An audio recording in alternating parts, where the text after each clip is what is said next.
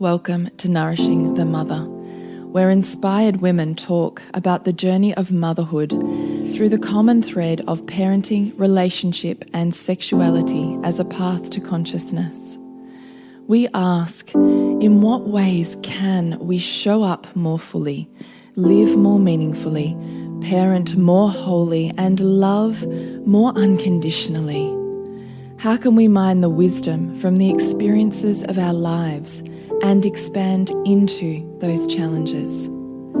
If you are here, you care about paving a path of conscious and intentional motherhood, connected with yourself and your gifts, and also illuminating your children in theirs, so we may raise more whole humans who can impact this world in a more humane way.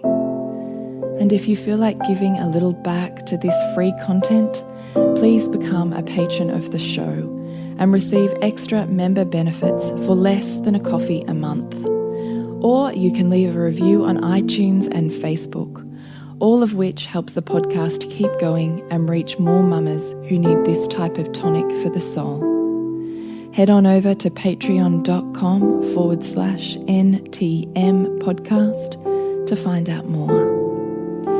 We are Julie Tenner and Bridget Wood, and we are so grateful you're here.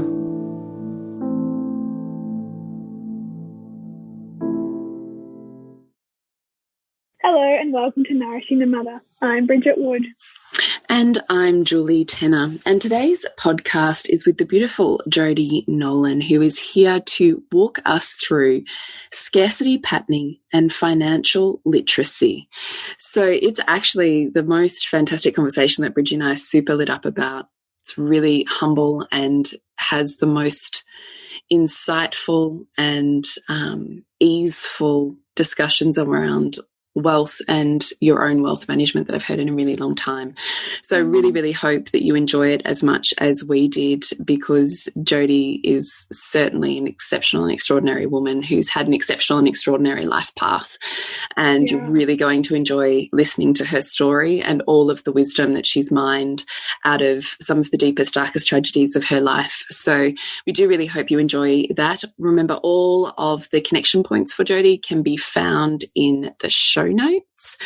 And before we jump in today, I'd love to remind you to jump onto nourishingthemother.com.au, scroll on down to the red banner, pop in your email address, and once every couple of weeks we're sending you off an email that just has links to everything that's happening and is out in the world, so that you can pick and choose where you'd love to dive deeper. So nourishingthemother.com.au.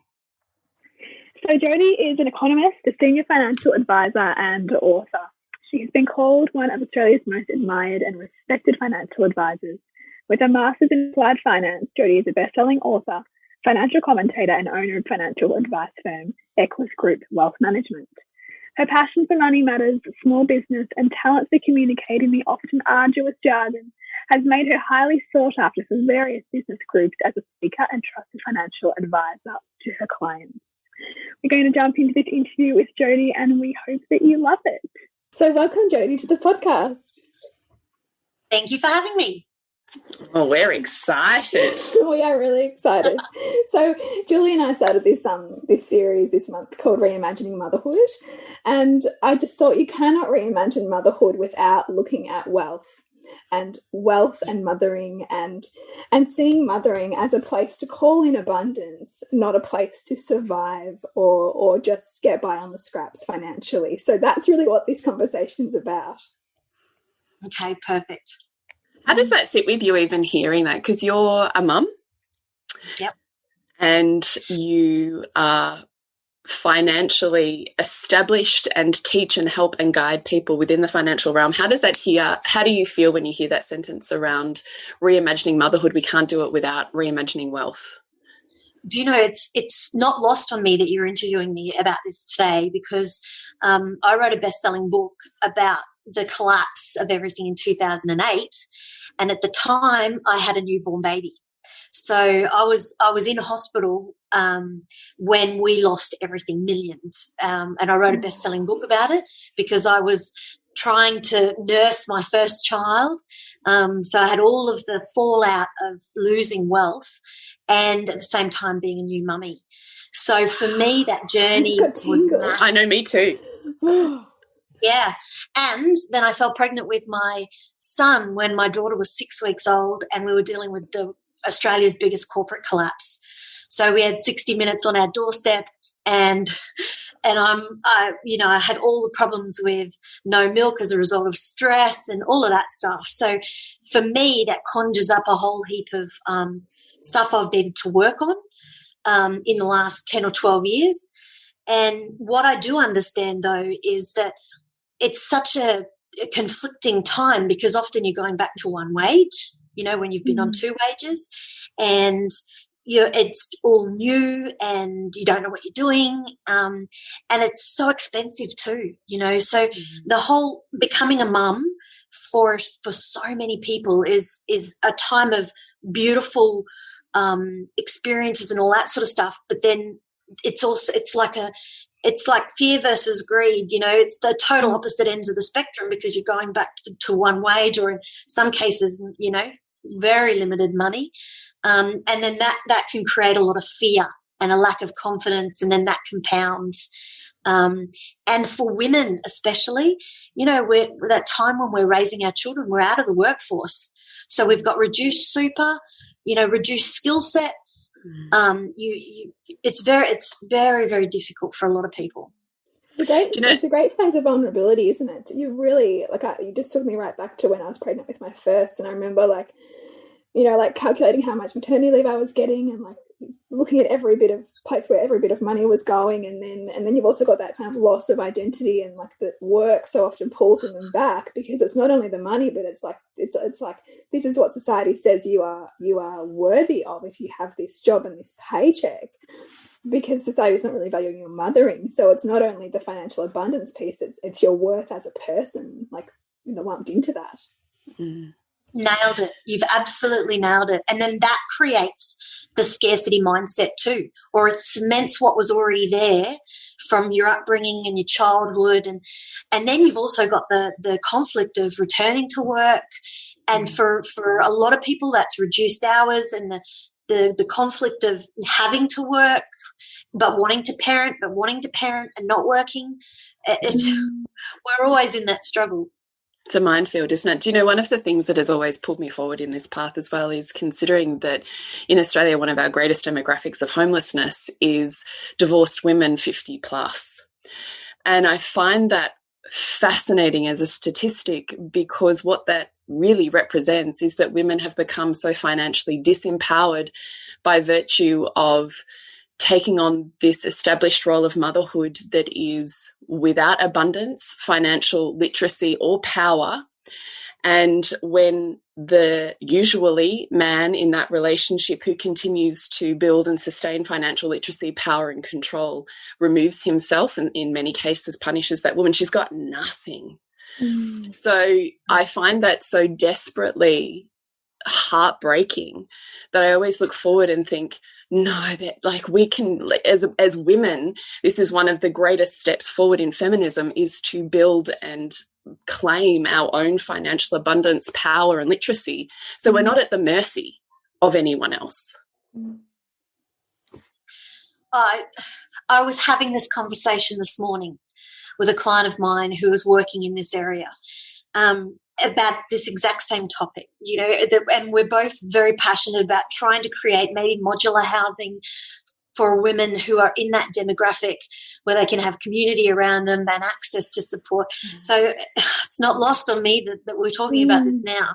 But you're exactly right. I'm also twice divorced.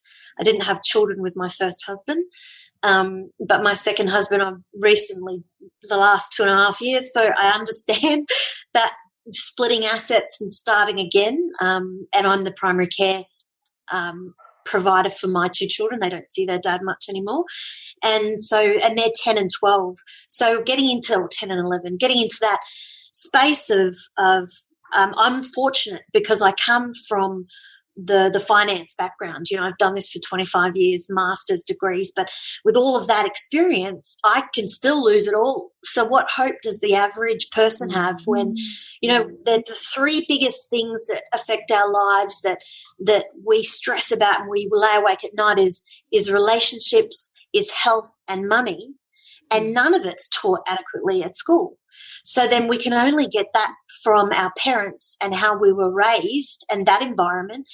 And that in itself becomes problematic as we move through the generations, because, what I would have experienced, I'm in my mid-40s, as a child, is completely different to what the children need now to prepare them for 15 to 20 years' time.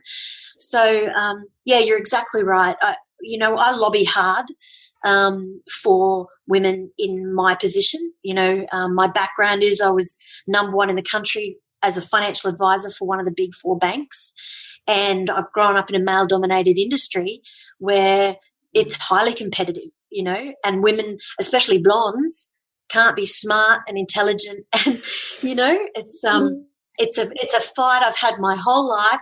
I had to go and get a master's degree in finance just to have the runs on the board academically as well, So I do know it well, and I love what you girls are doing in this space, because we need to have conversations around this. And, I do a lot of education around money that doesn't cost people anything, because we need to know. And it's just a simple, basic thing. And once you start empowering people to remove the blocks that they have themselves, or even just understand why they're thinking the way they do, that creates space to allow new things to come in and new experiences and new opportunities. It's kind of exciting. How much do you see is unconscious loyalty to family pattern play a role in where kids or where adults find themselves in adulthood? Because as I mentioned before we jumped on the podcast, this sense of I feel like I'm almost like I've repatterned my parents, and I almost feel like I can't break through the ceiling of like where they were at. And so often what can happen in family systems is that children almost don't want to outgrow the safety of what the parents have laid down. And in the case of financial literacy on the whole in our country being so poor, is this also what you see contributing to so many people getting stuck in these kind of, in mediocrity essentially, rather than busting beyond that? Yeah, that's a really good question. Anecdotally, I do see that. If I look at people who are very, very wealthy, like as in hundreds of millions of dollars worth of personal net wealth, they often don't have a circle around them. They've lost family members as a result, because they've needed to grow or break through that, and they can't take these people with them, which is sad. And we've got tall poppy syndrome in Australia chronically. So instead of celebrating somebody else's success, people find ways to tear them down or second guess them, or, but there is that indoctrinated belief, patterning system, that the way you're raised, money doesn't grow on trees. We can't afford that.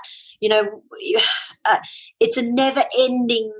And I find myself as a mum, I have to be firm in my own boundaries, because I don't want my children just thinking that they can have whatever they want, but I don't want them growing up thinking that we can't afford things either and they can't ask, it's empowering them to understand money and finances just like I would with their health and their relationships, and prioritizing that.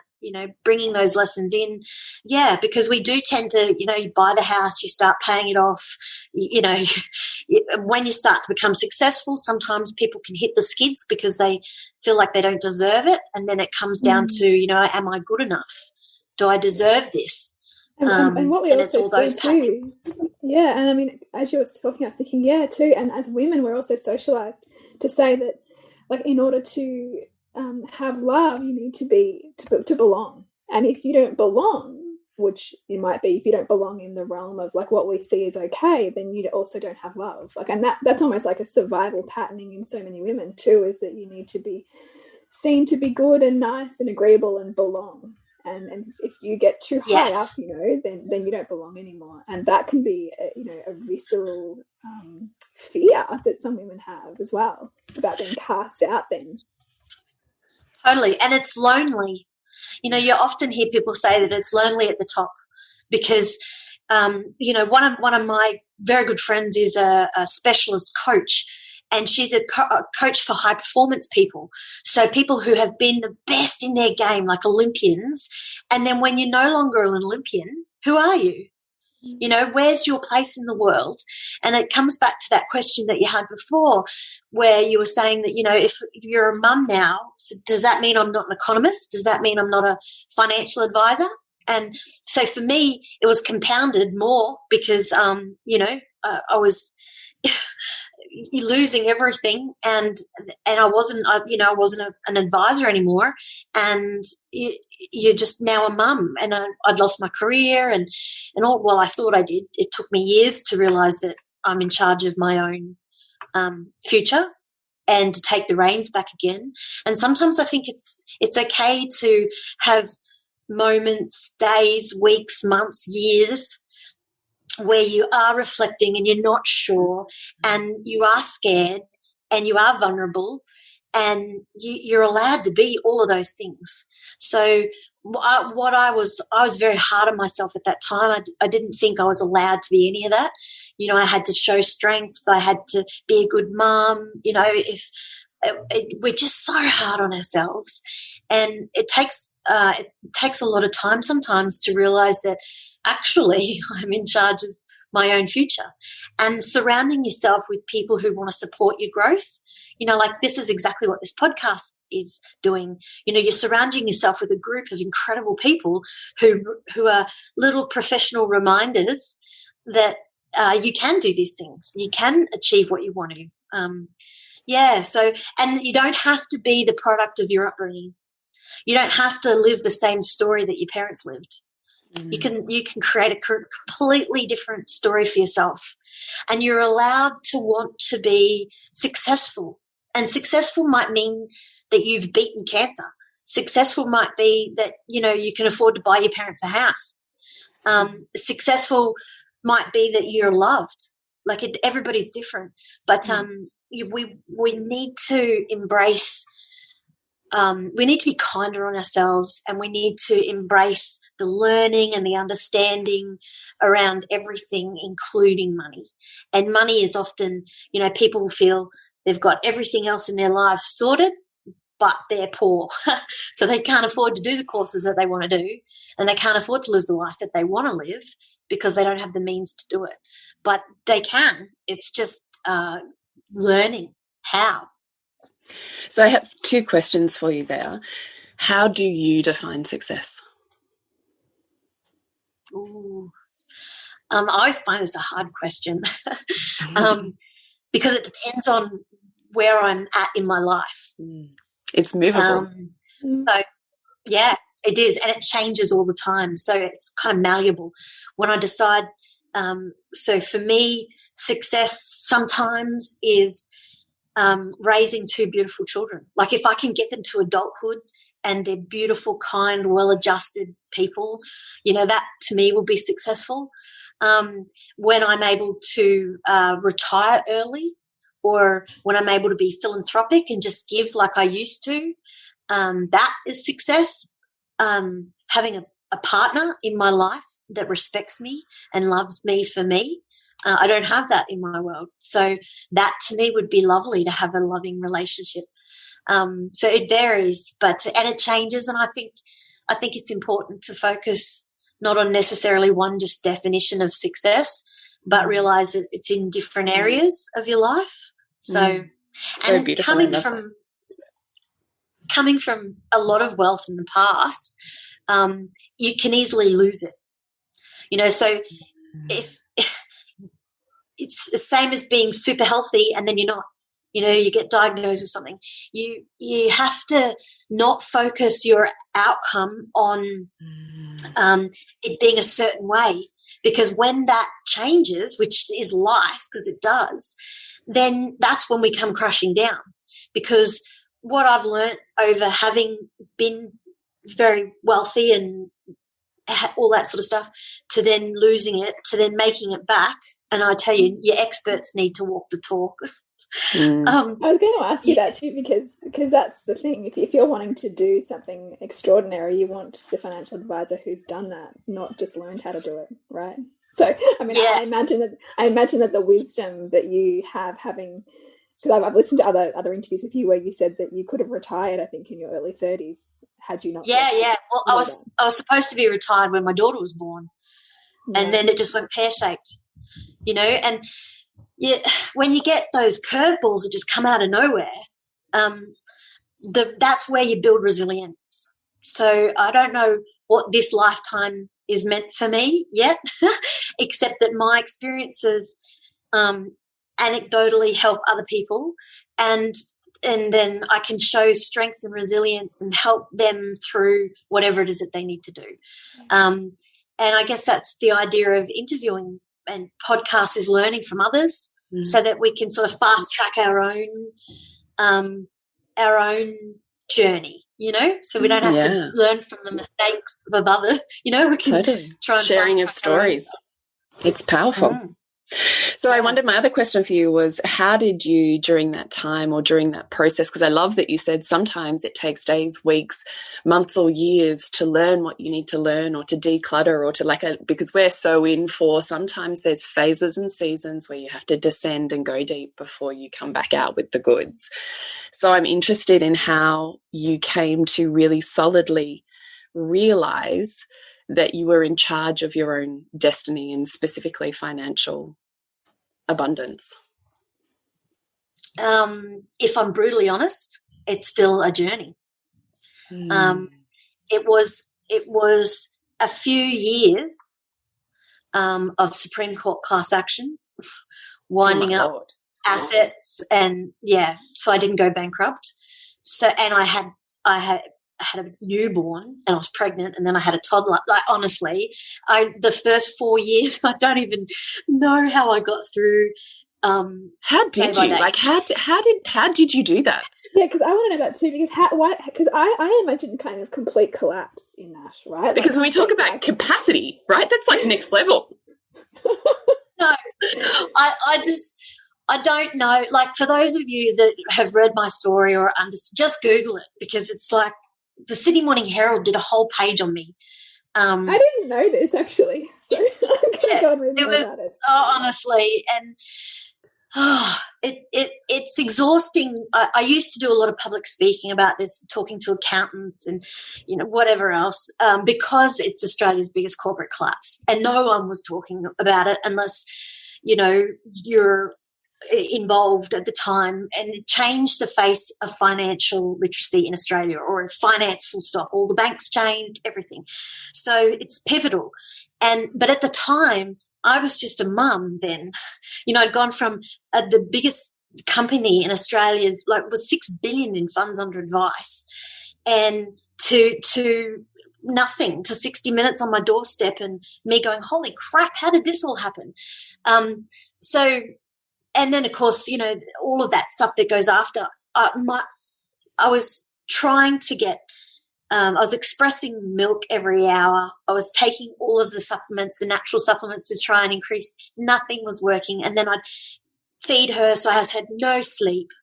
And I just don't know, to be brutally honest. It got pretty difficult there on a couple of occasions, because I had monster life insurance policies too. So, at a couple of points I'd written goodbye letters. Wow. So I know, because, there was, it was very, very, very, very tough. So that's why I say sometimes you just got to be kind on yourself, and it's not forever. And I think that when we get lost in stuff, it's because you lose hope that there's going to be something better than this, and you don't know how. Or so, reaching out to people. I couldn't reach out though, because my pride wouldn't let me, my ego wouldn't let me, and it's only in hindsight that I can see it in others now. Looking back, because we're conditioned that we have to be strong, especially me in my game. And, sometimes, and I've got a financial planning firm now myself that I own, and I sometimes think I don't have thick enough skin. And then I think about my clients and I think, you know what? No, because I love them and they, I've got awesome clients. So I only attract awesome people. So, you've got to come at it from that level. I think, as you said before, you guys have the most amazing demographic and they're very engaged, and that's because you attract people like that. That's because they get it. They understand you too and what you're trying to achieve, and it's amazing. And so you just have to trust that you are listening to this story for a reason, that you're engaged in these certain ways for reasons, because we're moving through into bigger things. And I don't know what they are. I'm not sure how they'll play out, but I write for Trading Edge magazines, which I normally have around here, as a geopolitical expert for them. I've written for them. I could talk to you on this topic for hours, I reckon. I'm fascinated with what you have to say around that. But that's not this podcast. Maybe another time. Let's bring it back.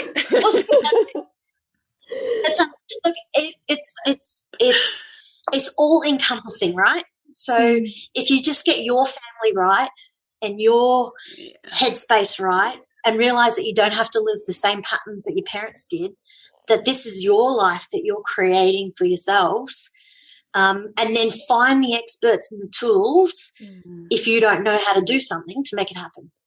And there's so many areas, like when you are trying to find $2 to buy milk and bread, and I know what that's like, to see a course that's thousands of dollars, you're like, I'm never going to get out of this. But trust me when I say that there's people around that will help. You just got to reach out, and, there's a lot of us that do pro bono work to help people, or we can point people in the right directions, or there's amazing podcasts like this where you get information. So, and if you're lucky enough to be a member and get, first access and other things, then that's just enhancing your life more and more and putting priority on the areas that you need it. So, yeah. How do you suggest someone... I could talk for days. I know, and we love it because you're totally speaking our language. How do you suggest people start if they know they've got family lineage blocks or a scarcity mindset that they know sits deeper in their DNA-esque being?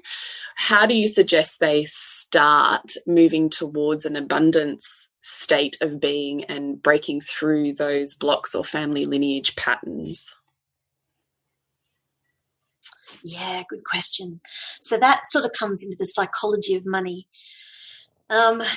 which in itself is huge. But the first thing that I would think is just recognizing that is a thing, that you do carry that DNA through, and it's not your fault. It's not your fault. And all you need to do is say to yourself, whether you write it down and I don't journal, I should, but I don't. But I do often write things on my bathroom mirror to remind me of what I need to be focusing on. And sometimes it is things like I am enough. Sometimes you're allowed to just say that's their story, and even write it down. Like, write out how your childhood was around money. What were the things that they said and they did and they acted, and forgive them for it, because they don't know any different either. They were raised by people who probably did the same thing, no doubt. And thank them for that experience. Thank them for like in your mind, thank them for that experience, and then just say, from today, it's different. And you'll forget tomorrow, but then you might put on your bathroom mirror, from today it's different. And then everything that you're doing is serving you now, not who you were yesterday, not who your parents are.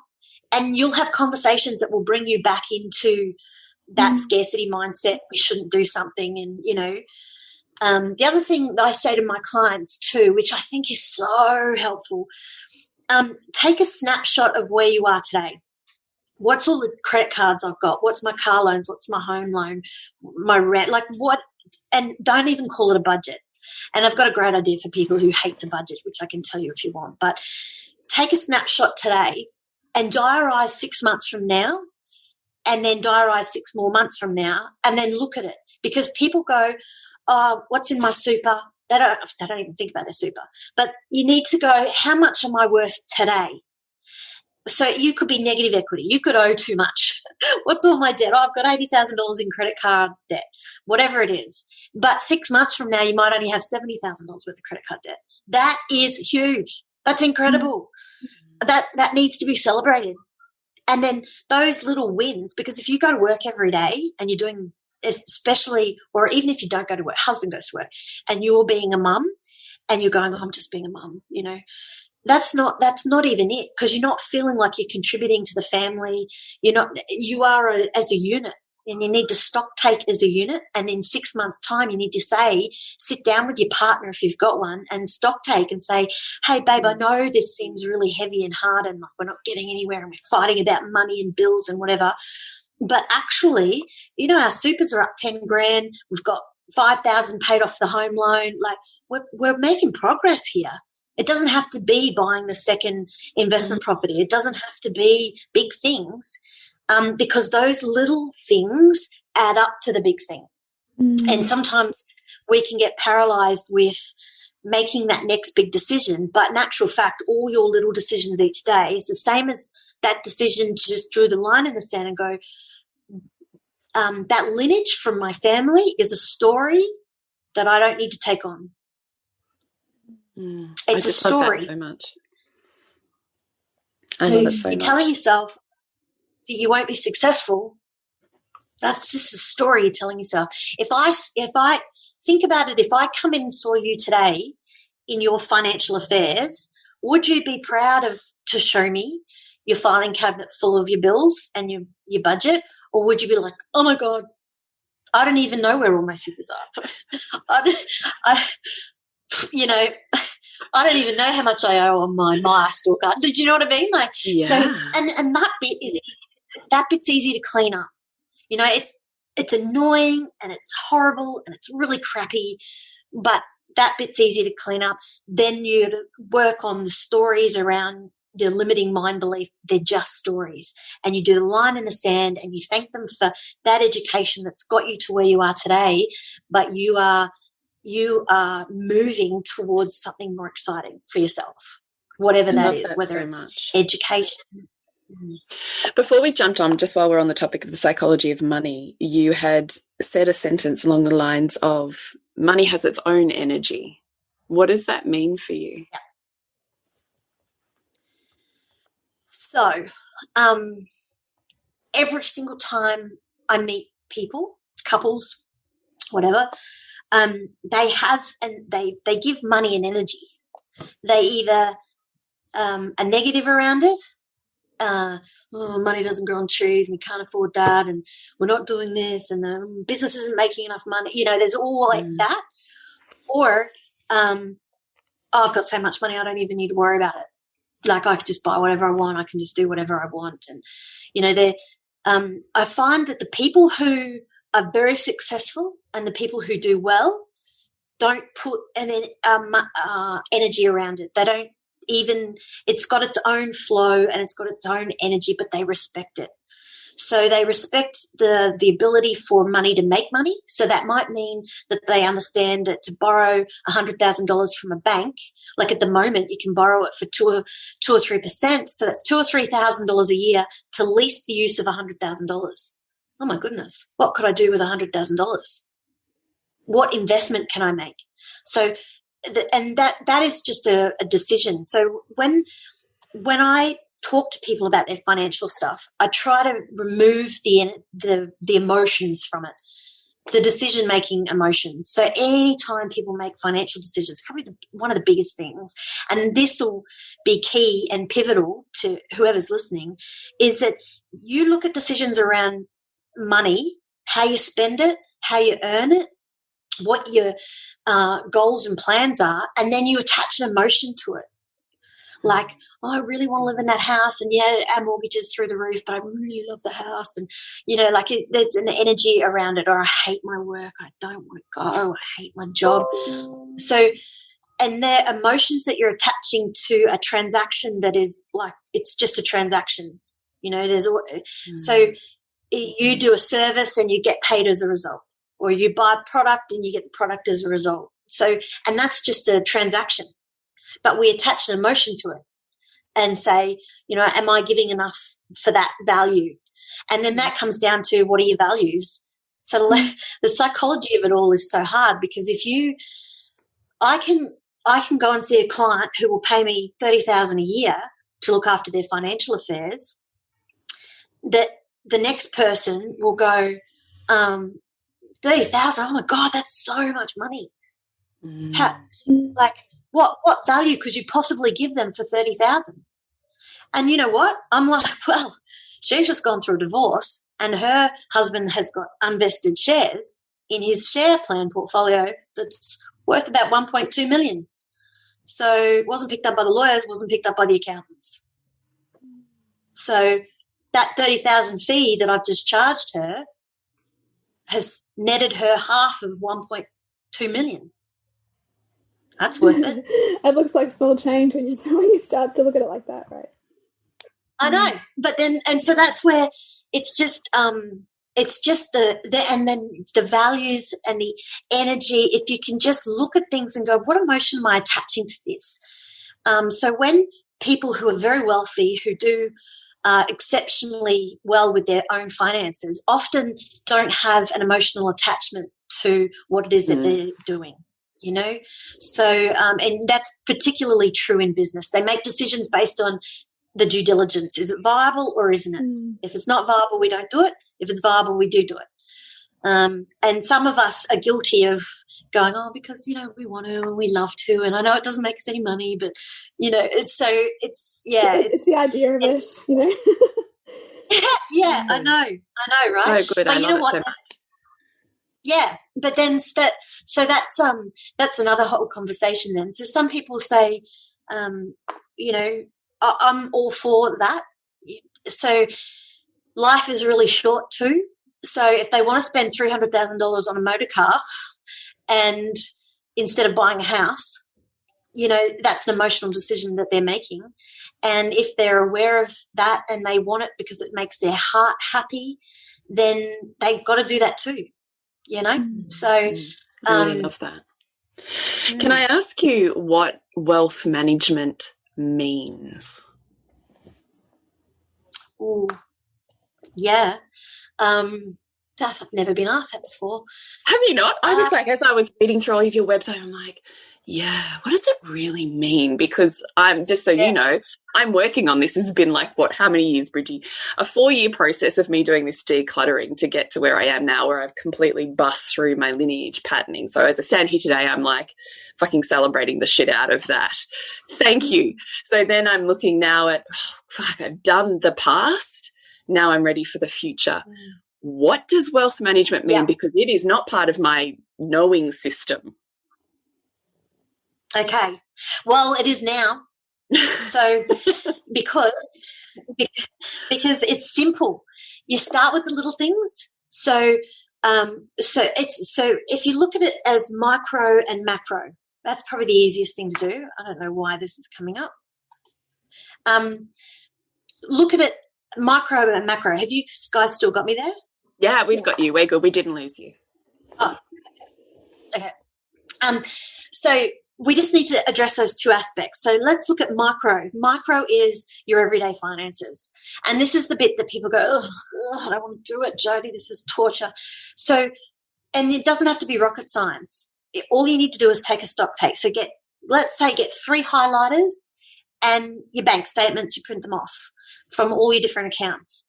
And let's say pink is the stuff that you can't change. So that's your mortgage or your rent or your car loan, whatever. Go through, highlight everything that you can't change in pink. And then yellow will be the things that you could change or reduce, like Telstra or Netflix if you had to, whatever. And that's all yellow. And then go through, and green is all the BWS and the Target and the corner shop. And if you go through and everything is pink, I'm going to go, holy shit, you are really, there's no surplus here. There's no fluff. There's nothing. But if you go through and everything's green and you're complaining about having no money, I'll be like, all right, well, we need to have a yarn. So because whilst you need to spend, sometimes we're just doing these incidental things and that add up, like a bottle of wine every night that's $15 adds up. So I'm speaking from experience here. That's why I'm saying it. I'm just kidding. But if you see that and that's a pattern, there's room that we can change there. There's ways that we can create, you can free up cash flow to do more things with it. And that's essentially the goal of wealth management, is to either earn more or free up your existing cash flow to do things. So you work and you need to have investments that work for you. So the investments is more your macro picture. So we're still on micro at the moment. So streamline that.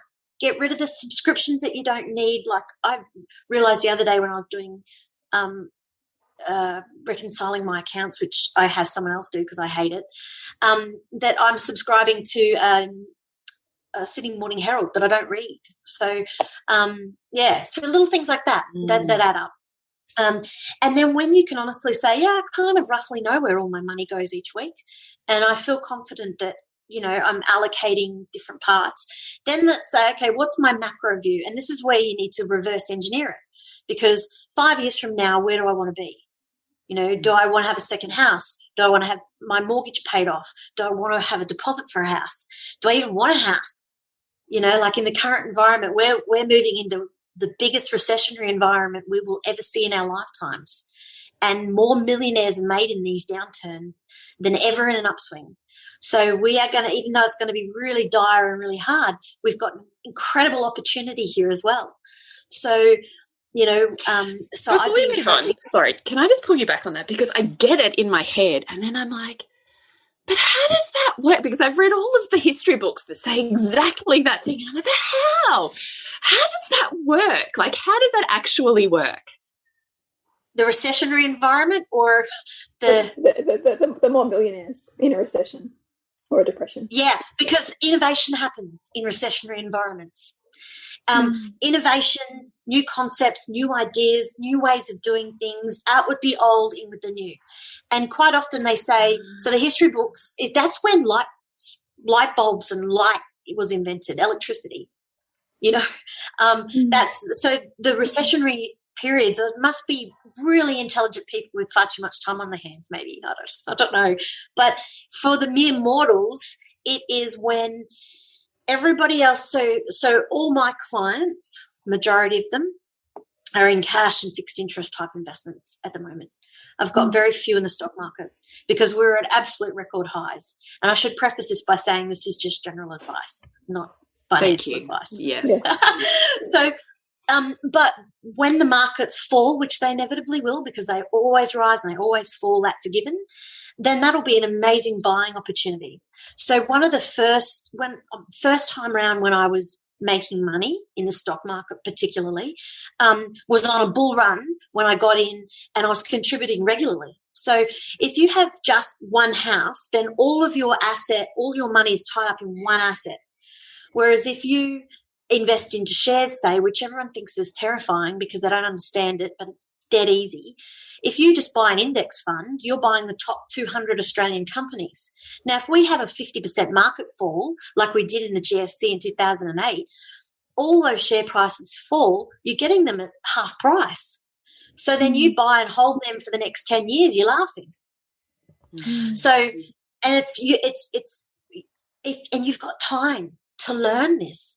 You've got time to pick people's brains. You've got time. It doesn't have to be scary for you. You don't have to tell yourself that story that you don't understand investing, so you're not going to do it. You've got time to learn, and then you've got time to be able to do it for yourself because it's not that hard to learn the basics. I'm more than happy to share with your readership and your viewers maybe a one-on-one lesson in that sort of thing, and they don't have to do anything via me, obviously. They can learn to do it for themselves. Sign me up, Jodie. I'm like, yes, please.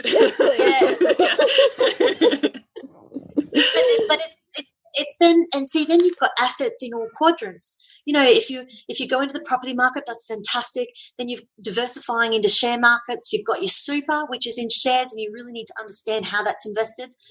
And then if you've got a business, you're 100% shareholder of that business. So you've got multiple ways to make money, and then that's sort of the end game. That's what you want. You want lots of different investments, avenues making you money, that's growing your net wealth, that every 6 months you just do a stock take on and go, how much am I worth now? And then that's empowering. That alone is crazy awesome, because then you look forward to, like, I'm a bit of I'm not a spreadsheet person, but I am when it comes to assets and liabilities, because I like every few months just to go in and go, what's that at now? Oh, there you go. That's interesting. So, because it's a personal thing, and especially because I'm on my own now with 2 kids and I'm not sharing it with anyone. I don't have to have the, I look at my divorce as a positive, because it means now I don't have anyone else I have to ask for their opinion on anything. Can I buy that lounge? Yep. Yeah. Can I get that car? Yep. I don't even have to ask anybody for their opinion on it. So, what do you think about financial wealth being a major contributor to self-worth? Oh, huge. And that comes back to the women over 50 who can't afford anything. The kids have left the home. And this is a direct correlation to she should be barefoot in the kitchen. Yeah.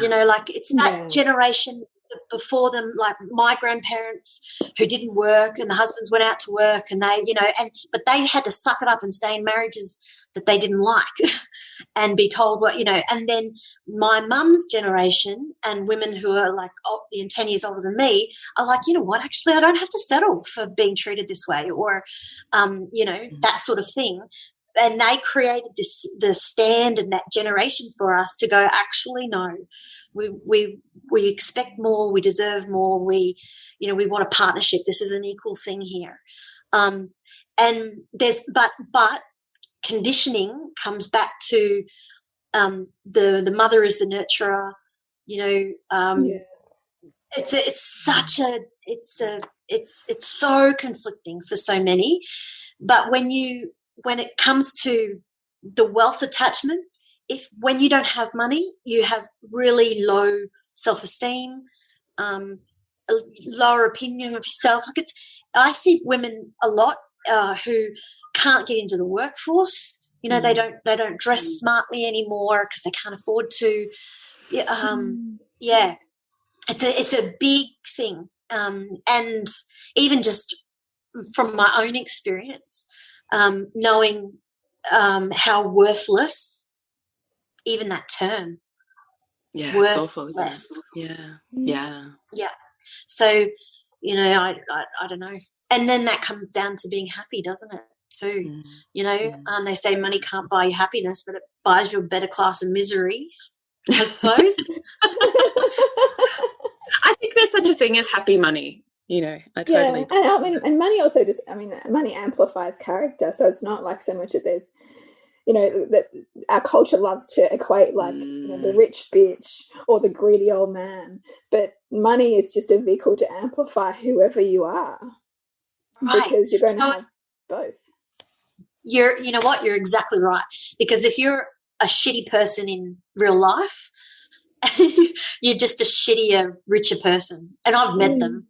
Honestly. So, and sometimes people who have really significant net worth feel that they can bully and intimidate and berate and belittle, and they stand on people to get where they need to go, and I don't know how they sleep at night, but, then that comes down to just the character of person, isn't it? And then I look at other people who use their high net wealth to be really philanthropic and to give, but they do it privately. They don't do it for notoriety or anything, you know, and I find that so beautiful, that happens, you know. And I don't know, I just think, and it's very hard not to judge, isn't it? When you see somebody and they're driving a shitty car and they're living in a shitty house, and you think, you know, what bad decisions did you make to get here? And sometimes you can't control those decisions. Sometimes life just throws all this stuff at you. You know, if you had asked, if you were interviewing me 12 years ago, no, 2011 was that? Anyway, 9 years ago, it'd be a very different conversation to the one today. You know, I was a broken, properly broken new mum, and yeah. So that's why I sort of always preface these things by saying, try not to be judgy, try to be kind to yourself. Like sometimes if you can see somebody else hurting, or, you know, and if you can't give and you can't help, sometimes introducing them to people who can, you know, like this podcast, like, you know, you're giving people tools and strategies, which is incredible. What do you think is important for our kids to know or learn? What should we be teaching them? Oh, that's a gold question. Okay, so without getting onto big tangents about cashless societies. It's certainly the conversation now, isn't it? Yeah. Right. Yeah, so we are headed that way. I've got no doubt that in 20 years from now we won't be dealing with the fiat currency we currently have. I used to really desperately hope for a cohesive one world, you know, beautiful trade between countries, and we were headed that way. And now we've moved into this really protectionism, populistic type mentality of this is mine, go away, it's not yours. I'm hoping that will change over time and that we don't move into that sort of society. But teaching your children, being aware that they are not going to do that financial transaction that we talk about. You know, the whole lemonade stand where they're, you know, I can't even find $2 coins to give to my kids on free dress days you know, so just appreciate the fact that everything's going to be online for them. So teaching them good money skills. So my kids have got what they call Spriggy accounts, so I'm not endorsing. Yeah, I just got my son one of those. Yeah, and so I can control money going in. They've got an app where they can see how much is there. They've got a debit card, and you know, that has been a massive learning curve, because when they walk home from school, I can see how much they're buying from the IGA, and they're not allowed to buy from the IGA, but with the Sprig, you know, and then that conjures up the conversation about savings. So then they go online and I make them transfer money out into a savings account, and we have family chores that they do, that they have to do, they don't get paid for. They're just expected to do it. But then they've got bigger things like washing the car and stuff like that they earn pocket money for. So, you know, just the value of working for money, but also, do you know what I find fascinating, and which is really important to embrace in children? Screen time obviously is a massive issue, and I won't go there. But my children can, in their heads, convert Roblox money to USD to AUD like that. Oh my gosh. Because they play the Roblox game with their friends, and they need to they have to work in the Roblox game building cities, and so they earn money driving pizzas or in this game. And then if you buy them a $10 Roblox gift card, they can go, Mum, I can get a better something if I have got this much $10, which is and they'll do the US equivalent to AUD to Roblox in their heads. So that is the start of the generation of digital currency. So don't discount people who say, oh no, we won't ever move to that. No, that our children are already trading in currencies that don't exist. So true. So that is going to be huge. So 20 years from now, so I don't own Bitcoin, but I own a lot of cryptocurrencies. So understanding blockchain technology. So blockchain technology is incredible. It's already here with us. Our Australian Stock Exchange has moved to blockchain technology because it's instant and the trading happens instantaneous. So when you buy or sell a stock, it's instant. Whereas before you needed days in a clearinghouse, a bit like when money went into your bank, you have to wait 2 days for it to clear. So that instant technology is here with us, and that instant technology is something that we need to learn and we need to understand because our kids will be using it heavily and in their everyday transactions. And so that will come down to changes in the way we trade. So the US dollar has always been the prominent dollar. Everyone trades globally in this US dollar, right? But not anymore. Countries like Japan and Russia are going, we're going to trade in our own currency, bugger the US, we're keeping them out of it. So once that sort of, and then that flow on effect will flow down to the next generation because they'll be looking for a currency or a trade form that's not necessarily cash or like the money that we know and understand. They'll be trading in Roblox for all we know. So, yeah, that's definitely the next generation. Some of the resistance for a lot of parents in terms of moving to, say, app-based money or like accounts is that, kids don't have that felt sense of cash in their hand and of actually seeing money and feeling like the ownership and then the giving over of money and the exchange of money. But it sounds like apps like Spriggy and other ways to move money online can still teach those skills. Can get, because the issue we're trying to deal with is to not get our kids get sucked into things like Afterpay, for example. Right. And yeah. So the biggest problem I see in 20-year-olds now is Zip money, Afterpay, credit cards, heavily indebted. It's actually scary. I wonder about the psychology of it. I don't have to wait. I can just have it now.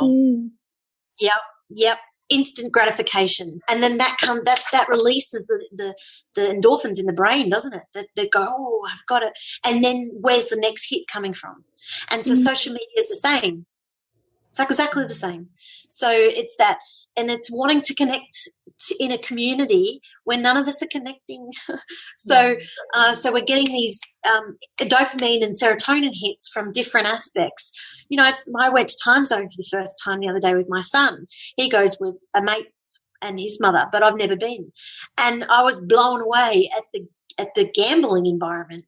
The flashy lights, the excitement, and the swipe your card and put it in here. And I'm like, admittedly, I did have fun racing on the dodgems and things, but all of that stuff is okay if you make your child aware of it. Yeah. I spoke to my son about how, that pokey section and the local pub we can't go into because people sit there all addicted. That's this environment here, Ty, and they're trying to get you to do. So we use it as a learning tool. I'd say to parents who want to give cash, like the $5 in the pocket money, and so that they can save it in a piggy bank and all that sort of stuff, that's all perfectly good. That is still a beautiful way to teach your children. Mine definitely have pocket money, and they understand you're finding 20-cent piece on the ground is like, whoa. So that is good, but please understand it's just generational. It's like when our parents used to say, you sit on the phone all night and you send them at school all day, and the phone's in the kitchen and it's attached to a wall. Yeah, I remember the cords. I know. I'm so old that my children are like, you didn't have mobile phones when you were a kid? No. I remember when they came in. We didn't even have the internet, guys. And they're like, what? I know. No, oh, my God. So this is the same thing, like we're going, I don't want devices. I don't want this. I want them to understand the rule, but that's the world that they're going to grow up in. So we're better off just going, you know what? Let's heavily regulate how we're going to introduce this to them, because I don't want my children, this is personally, I want to raise very intelligent, consciously aware humans who understand the marketing messages behind the stuff they're getting spammed with on TikTok. You know, the mainstream media mess that's around. I want them to question everything, you know. I want them to not get to 15 or 16 and see, you know, questionable websites and be all like, oh, you know, like they. And that is sadly the environment.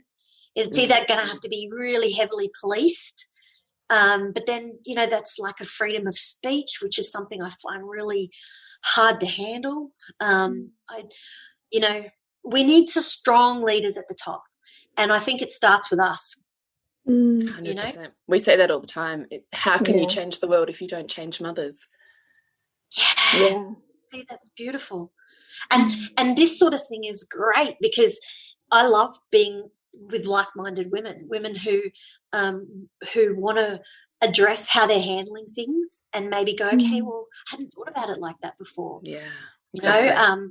You know, and then move to, and once you know, consciously aware, you're more likely to change your behaviours a little bit, and then that reflects beautifully on your children and the family that you're raising, and then that reflects on your family. Like we're talking about the DNA and the family and all that sort of stuff.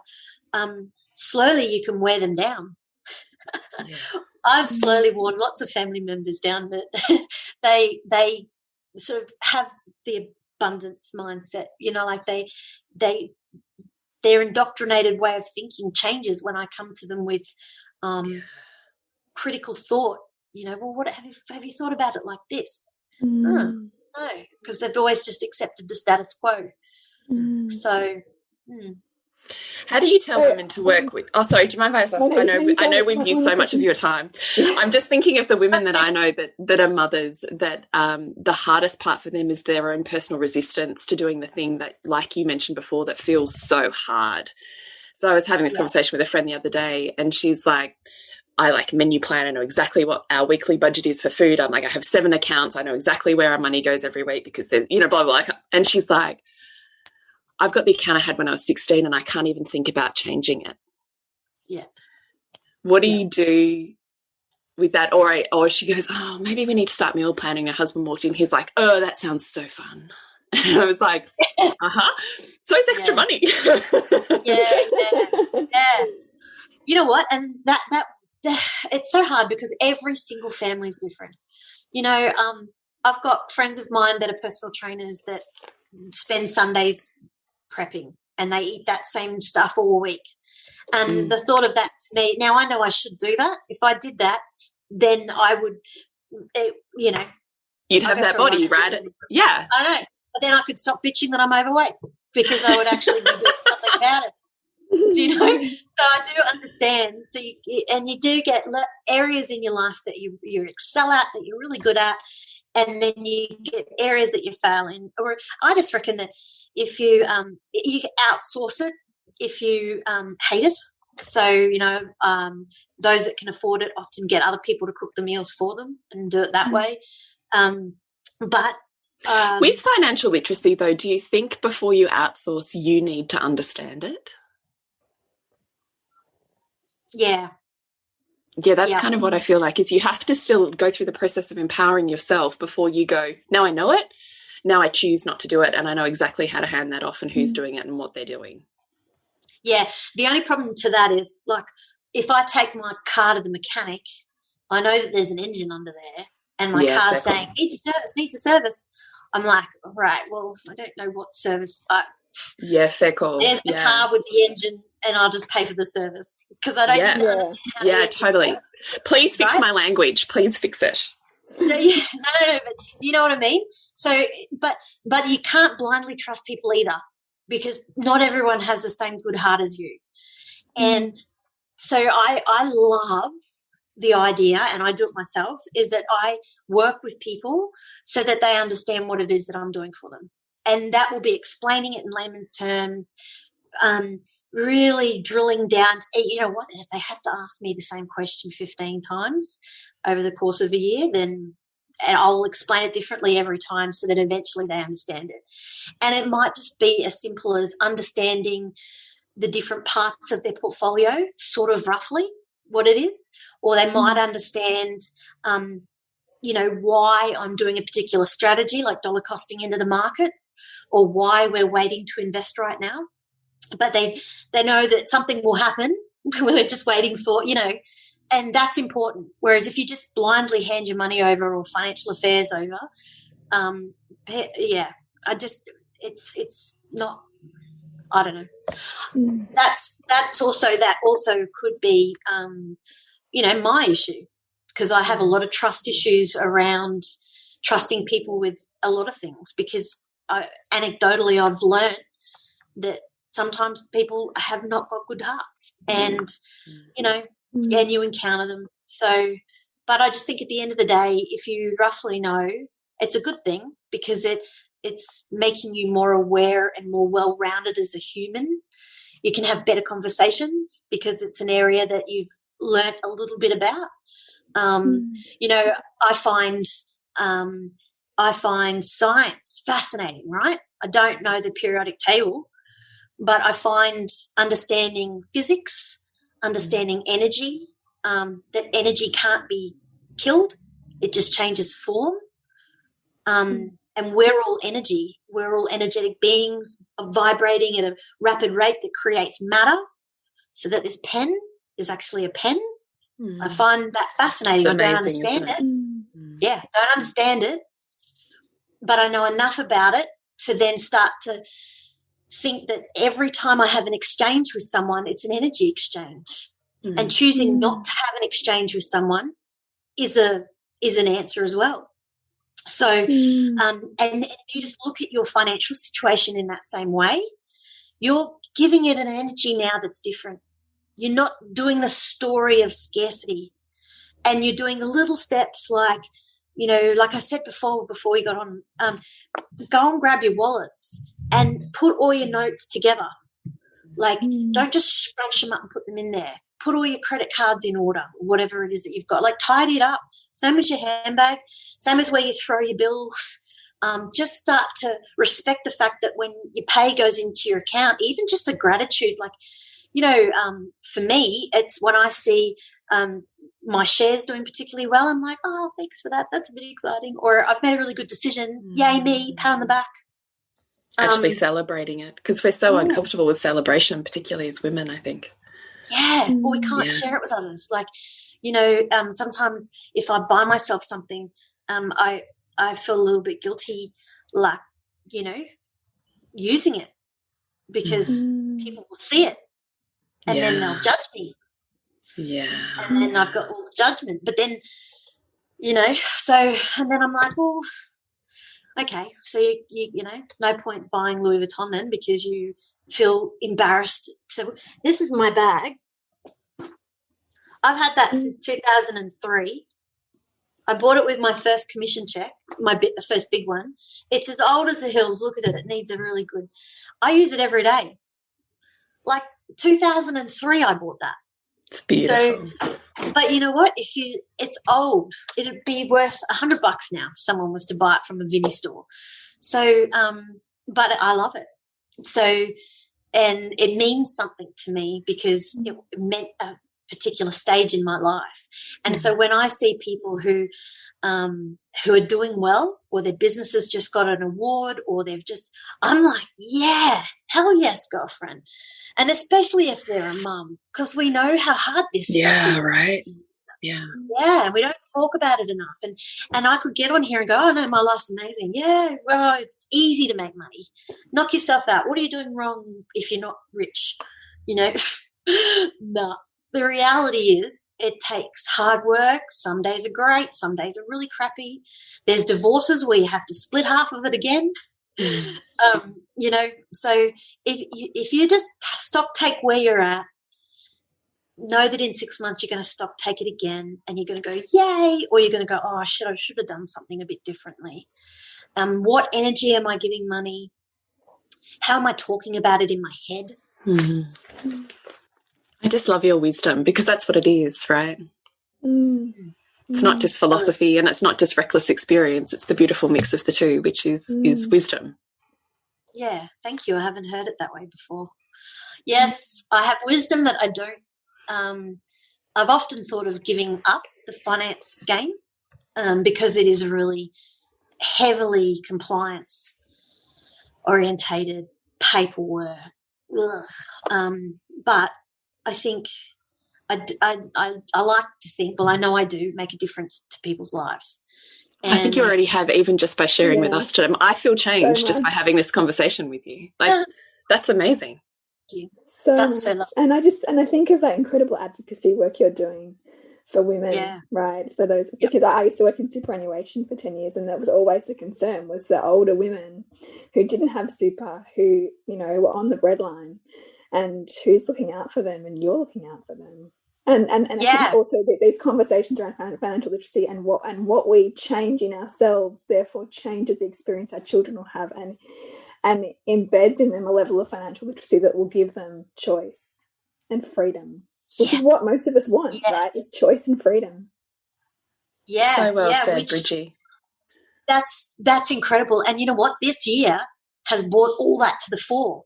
Yeah. Because you know, we're really faced with this whole thing, and it's bringing up so much energy for people, positive and negatives.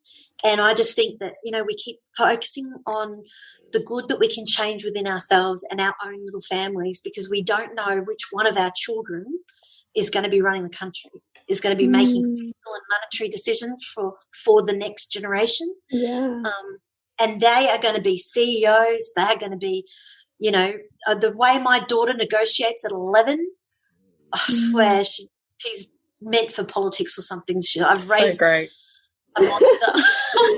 So great. Some days, but you know, it's that.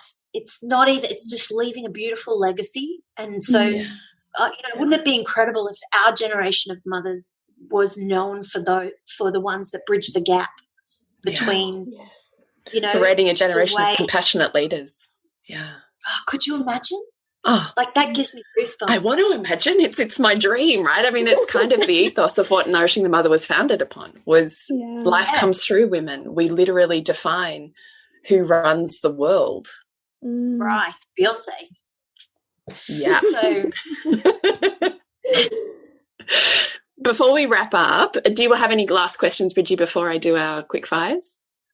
No, I just wanted to say, you know, that we're just so grateful for having you on the podcast too, and that we're going to be bringing you into our community as well to do a workshop on that scarcity mindset and financial literacy with our children, which is in Soul Driven Motherhood. So if you would love to join us with Jodie, then please make sure you jump into Soul Driven Motherhood, and we're very excited to be able to do that with you, and super grateful that you'd share your time and your wisdom to empower mothers to create a difference. It's really beautiful. So thank you.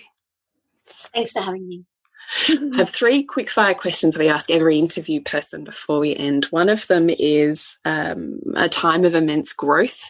I feel like we've already spoken about a time when you've been deeply wounded and you've mined that experience to gain the golden light, essentially, of consciousness or meaning, wisdom out of it. Is there anything else you want to share about that time, or pick another time, or do you feel like that's that's really definitive? Just to share very quickly, that year in 2008, I was pregnant with Maddie. It was my first child. I was working from home in a higher board position with the company because I could retire. You know, I didn't need to work, and I did all the calm birthing courses, and I was like, I'm going to be this Zen mother, and I bought a Thermomix so I could have organic baby foods and do it all anyway. So then I went to hospital with preeclampsia because the stock markets are falling, and I'm like, and then my daughter's born emergency C-section into this chaos. So that to me, monstrous. And then the universe cleverly said, holy crap, she's not going to be able to cope with this. We better give her a baby, a new one in her tummy. So that way she won't drink herself into oblivion. She won't do anything dumb because now she's pregnant with a second. And I loved him so much that I wouldn't do anything to myself. because obviously and then I had 2 little ones. They gave you life. Well, it gave me, because I could, in my mind, I couldn't do away with myself, because then that would be hurting my child. I could when he was born, because then I'd have enough people looking after my babies, for life insurance. So you do get very low and you do get very dark, and it's okay. And some of us, we should talk about that too, because there is light at that end of that tunnel. There is, there is hope, even when you're thinking this is hopeless. Even when you're thinking this is worthless, I'm worthless. This is awful. I can't see a way out. Someone with fresh eyes will be able to come in and go, I can see this because I'm not in it. I don't have all the emotion attached to it. So I'm going to be able to help you. So if you can see someone else in that situation, they probably won't reach out. So that's where we need to recognise that and step in and help where we can. So beautiful. That's defining time. Thank you. Thank you for sharing also that depth. We really appreciate the vulnerability and strength that takes, and how that conversation alone can change somebody's life. So thank you. The next question is the books in your life that have been the most influential, or the books that you wish every woman would read in her lifetime, that if they could be a bundle that got given to every year 12 as she graduates, knowing she would read them, what would they be for you? Out of all of the books I've read, one that it's old, but it stands the test of time, in my opinion, is Richard Branson's Screw It, Just Do It. So good. Because, ironically, he has a really interesting way of dealing with adversity. And he's been open with his learning difficulties and all of that sort of stuff. And yet, he's been really very powerful and influential. So, and he writes it in such a simple way that, you literally pick it up and you're just reading through. It's quite simple. But I was a massive fan of global economics. So I read a lot about China and the US and all of that sort of stuff. So I tend to read all of those sorts of things. But the Screw It, Just Do It is still a favourite. What about your book? Where would we find your book? I was asked about that this morning as well. My book is sold out. And I don't think I've got it advertised anywhere. So I'm in the decision-making as to whether or not I update it and then publish it again. Re-release. So I've been through 3 different runs. Yeah. It's good, but it's old now. So, but if you can find it in secondhand stores and stuff, there's quite a few reprints. So, what is it called? It's called Surviving the Storm. And the first chapter is just all about my story, and then the rest of it is all everything you need to do to start again. So maybe I should summarize it and then just put it into a. I will do that. It sounds like it's deeply purposeful. Yeah. There must be so many people through this COVID situation that would really benefit from how you built yourself back up again. Yeah, I bet. Yeah, it can be complicated though. So, I think at the end of the day, if people can summarize it and just get it into like a free ebook or something, then it might just give them the thought pattern to step themselves through something. Yeah, definitely. Definitely. And our last question is, if you could have a billboard anywhere on any major superhighway in the world, what would it say?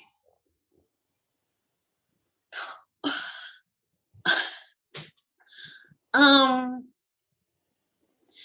wrote my thesis for my master's degree on the lack of financial literacy in Australia.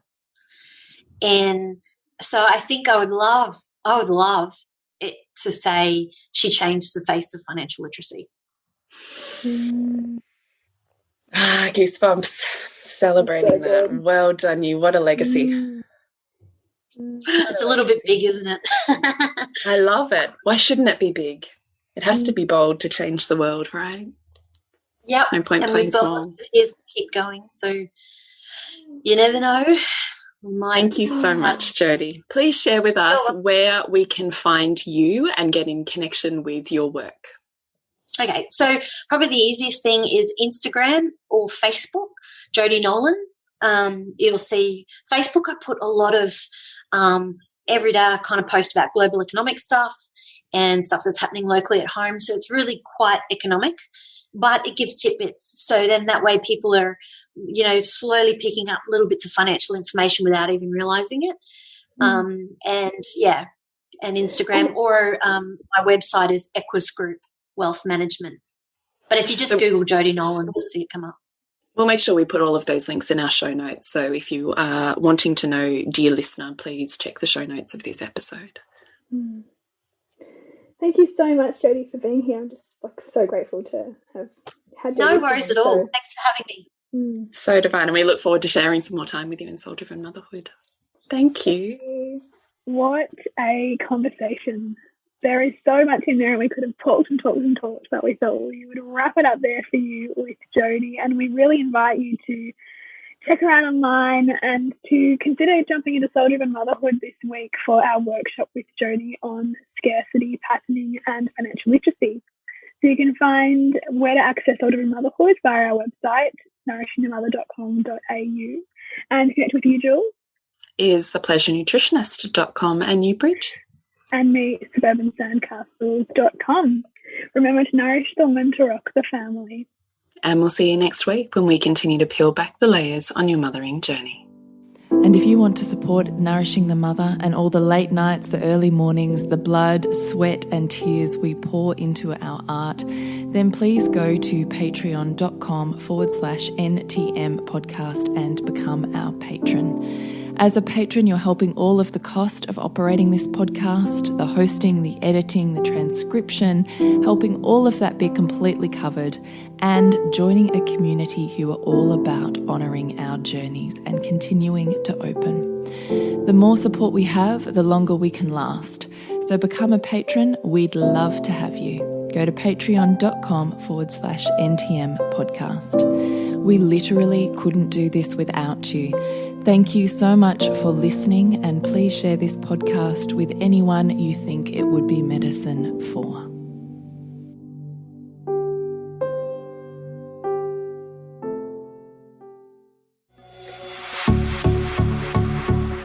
This has been a production of TheWellnessCouch.com. Check us out on Facebook and join in the conversation on Facebook.com/TheWellnessCouch. Subscribe to each show on iTunes and check us out on Twitter. The Wellness Couch, streaming wellness into your lives. Whilst the Wellness Couch presenter endeavor to provide accurate and helpful information to their listeners, these podcasts cannot take into account individual circumstances and are not intended to be a substitute for health and medical advice from a qualified health professional. You should always seek the advice of a qualified health professional before acting on any of the information provided by any of the Wellness Couch podcasts.